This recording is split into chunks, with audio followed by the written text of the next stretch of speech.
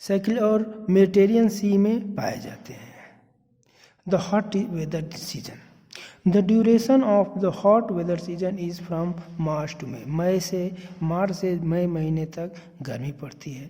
The temperature begin to rise by the end of March, जैसे जैसे मार्च के महीना होली के बाद टेम्परेचर बढ़ने लगता है, गर्मी बढ़ने लगती है और सूर्य जो है धीरे धीरे सर के ऊपर चमकने लगता है इक्वेटर के पास। May and June are the hottest month in the North India, where temperature reaches to 45 degree Celsius sometime. और मई और जून का महीना बहुत गर्म महीना होता है भारत का। टेम्परेचर कभी कभी 45 डिग्री सेल्सियस तक चला जाता है। In western Rajasthan it shoots up to 50 degree Celsius, और राजस्थान में तो यह 50 डिग्री सेल्सियस तक चला जाता है, जहाँ पे बहुत गर्म हवाएं बहती हैं। और जो गर्म हवाएं नॉर्थ इंडिया में बहती हैं गर्मी के दिन में, उसको लू कहा जाता है। The advancing monsoon June to September is the period of this season. The winds reverse their direction and begin to flow from south west to north waste.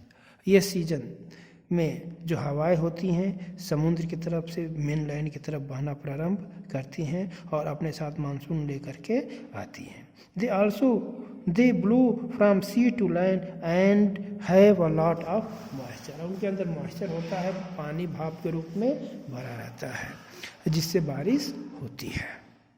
The wind inter in the south tips of the India in the first week of the June and gradually move northward and spread over the whole country within a month। और जून के पहले सप्ताह में यह हवाएं India में प्रवेश करती हैं और धीरे धीरे जून लास्ट होते होते पूरे देश में मानसून आ जाता है। Mawsynram in Meghalaya is the wettest place in the world, और मानसीराम जो मेघालय में स्थित है यह विश्व में सबसे ज़्यादा बारिश होने वाला स्थान है।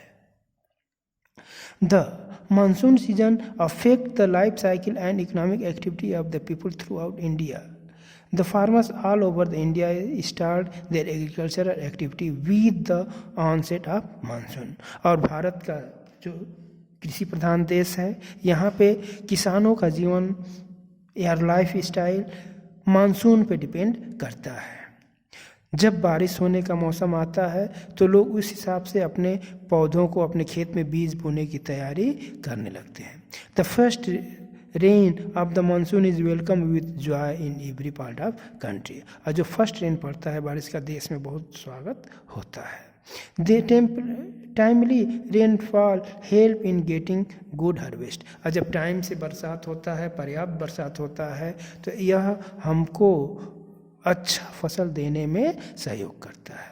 The retreating monsoon, the monsoon winds start retreating from the northern plain where temperature begin to fall in the month of October and November. अक्टूबर नवंबर का महीना आता है तो धीरे धीरे अब हवाएं रिट्रीट होने लगती हैं। अब हवाएं धीरे धीरे लैंड से सी की तरफ बहने लगती हैं और मानसून सीजन धीरे धीरे समाप्त होता है और ठंडी का मौसम धीरे धीरे प्रारंभ होता है। They retreat from the whole country by the end of November, और नवंबर के महीने तक वो पूरे देश में चली जाती है। The weather is not North India becomes clear but high humidity makes it very oppressive and salty। और इस समय मौसम सूखा होता है, क्लियर रहता है, लेकिन हवा में ह्यूमिडिटी पाई जाती है, इसीलिए मौसम बहुत चिपचिपा रहता है। During this season, the eastern coast of South India receive rainfall from tropical cyclone coming from Bengal। इस सीजन में जो साउथ इंडिया का ईस्टर्न कोस्टल पार्ट है तमिलनाडु का, वहाँ पे बे ऑफ बंगाल से जो साइक्लोन ठंडी हवाएं आती हैं, मानसूनी हवाएं आती हैं, उससे बरसात होती है। ओके बेटा, अब नेक्स्ट टॉपिक नेचुरल वेजिटेशन कल हम लोग पढ़ेंगे। Okay, thank you.